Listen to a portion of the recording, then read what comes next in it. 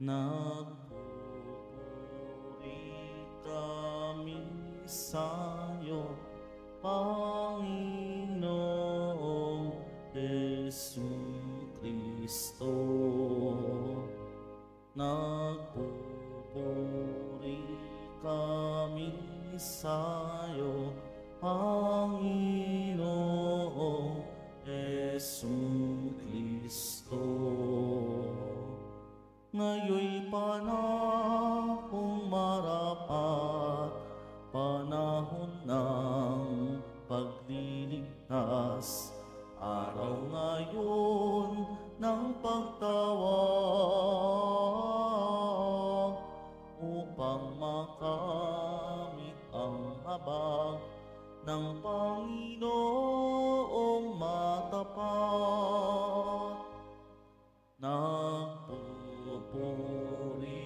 kami sa'yo, Panginoong Jesucristo.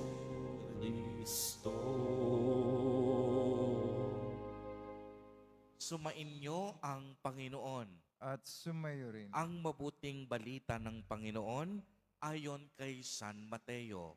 Papuri sa iyo, Panginoon. Noong panahong iyon, sinabi ni Jesus sa kaniyang mga alagad, darating ang anak ng tao bilang hari, kasama ang lahat ng anghel, at luluklok sa kaniyang maringal na trono. Sa panahong iyon, matitipon sa harapan niya ang lahat ng tao. Sila'y pagbubuklod-buklurin niya, tulad ng ginawa ng pastol sa mga tupa at mga kambing. Ilalagay niya sa kaniyang kanan ang mga tupa at sa kaliwa ang mga kambing. At sasabihin ng hari sa mga nasa kanan, hali kayo, mga pinagpala ng aking Ama. Pumasok na kayo at manirahan sa kahariang inihanda para sa inyo mula pa ng likhain ang sanlibutan, sapagkat ako'y nagutom at inyong pinakain, nauhaw at inyong pinainom. Ako'y isang dayuhan at inyong pinatuloy. Ako'y walang maisuot at inyong pinaramitan. Nagkasakit at inyong dinalaw. Ako'y nabilanggo at inyong pinuntahan. Sasagot ang mga matuwid, Panginoon, kailan po namin kayo nakitang nagutom at pinakain o nauhaw at aming pinainom? Kailan po kayo naging dayuhan at aming pinatuloy o kaya'y walang maisuot at aming pinaramtan? At kailan po namin kayo nakitang may sakit o nasa bilangguan at aming dinalaw? Sasabihin ng hari, sinasabi ko sa inyo, nang gawin ninyo ito sa pinakamaliit sa mga kapatid kong ito ay sa akin ninyo ginawa. At sasabihin naman niya sa mga nasa kaliwa, lumayo kayo sa akin, mga sinumpa, kayo'y pasaapoy na hindi mamamatay, na inihanda para sa diablo at sa kaniyang mga kampon, sapagkat ako'y nagutom at hindi ninyo pinakain, nauhaw at hindi ninyo pinainom. Ako'y naging isang dayuhan at hindi ninyo pinatuloy. Ako'y nawalan ng maisuot at hindi ninyo pinaramtan. Ako'y may sakit at nasa bilangguan at hindi ninyo ako dinalaw.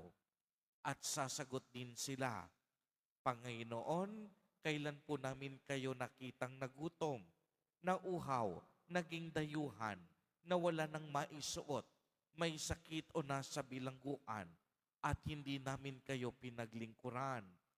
At sasabihin sa kanila ng hari, sinasabi ko sa inyo, nang pagkaitan ninyo ng tulong ang pinakahamak sa mga ito, ako ang inyong pinagkaitan. Itataboy ang mga ito sa kaparusahang walang hanggan. Ngunit ang mga matuwid ay tatanggap ng buhay na walang hanggan. Ang mabuting balita ng Panginoon. Pinupuri ka namin, Panginoong Kristo. Magsiyo po muna ang lahat. Magandang umaga po sa inyong lahat, mga kapatid kay Kristo. Sa lahat po ng ating mga taga-subaybay sa iba't ibang online platforms at sa lahat ng ating mga kadiboto sa iba't ibang panig ng Pilipinas at maging sa buong mundo kung saan tayo ay naaabot ngayon ng ating live streaming. Mapayapang umaga din po sa inyong lahat. Mga kapatid kay Kristo at mga kadiboto, malugod po namin kayong tinatanggap sa Basilica Minor at Pambansang Dambana ni Jesus Nazareno. Sa katahimikan po ng ating mga panalangin at pagninilay, patuloy nating pinapupurihan, dinadakila at pinasasalamatan ang ating Panginoon. Ang ebanghelyo natin sa araw na ito ay isang mabisang paalala sa atin na maging handa sa lahat ng oras at sa lahat ng pagkakataon para sa muling pagbabalik ng ating Panginoon. Ang katanungan, bakit po tayo nararapat maging handa lagi?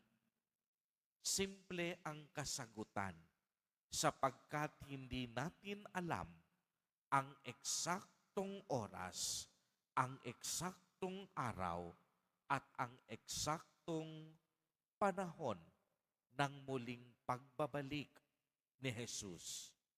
Ibinahagi ni Jesus sa atin sa araw na ito ang talinhaga kung saan darating ang anak ng tao bilang hari kasama ang lahat ng mga anghel at iluluklok sa kaniyang maringal na trono. At sa mga panahong iyon, matitipon sa harap niya ang lahat ng tao. Sila'y pagbubuklurin niya tulad ng ginawa ng pastol sa mga tupa at kambing. Ilalagay sa kaniyang kanan ang mga tupa at sa kaliwa ang mga kambing. Tinutukoy dito ni Jesus ang katapusan ng daigdig. Ibig sabihin, lahat ng bagay may katapusan. Ang ating paghihirap, pagpapagal sa buhay, lahat may hangganan. Totoong magaganap ang muling pagdating ng Panginoon. Muli siyang magbabalik, hindi upang takutin tayo, hindi upang parusahan tayo. Ang pagbabalik ng Panginoon ay upang ihatid sa atin ang katarungan at kapayapaan. Kaya nga anong sabi niya? Paghihiwalay niya ang mga kambing sa tupa.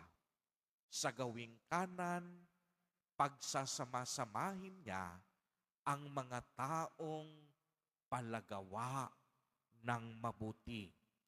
At sa kanyang kaliwa, ang mga taong palagawa ng masama.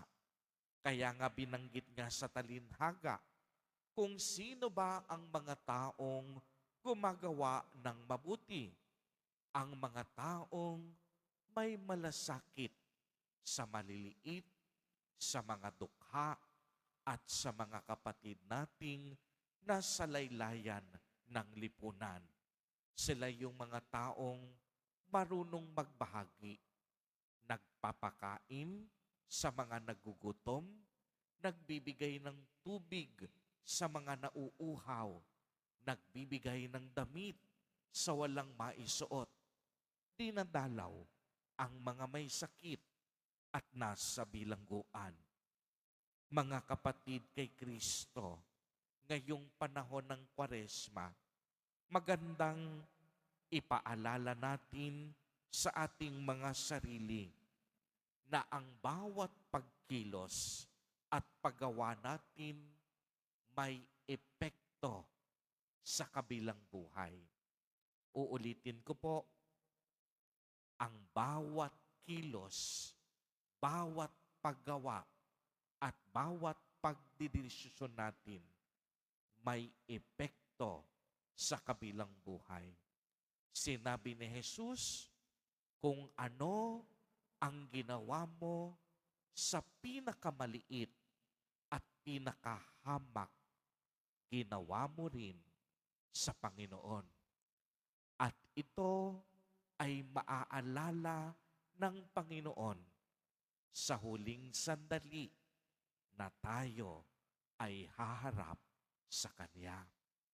At sigurado tayo sa mga taong gumawa ng mabuti, sa mga taong sumunod sa kalooban ng Diyos. Sinabi ng Panginoon, nakahanda ang pagpapala, nakahanda ang buhay na walang hanggan at kaligtasan sa mga taong mananatiling tapat sa Kanyang kalooban. Mga kapatid kay Kristo, panahon ng Kwaresma, hindi lang panahon ng pagdarasal at pagbabalik loob. Ito rin ay panahon ng pagkakawang gawa at panahon ng paggawa ng mabuti sa kapwa.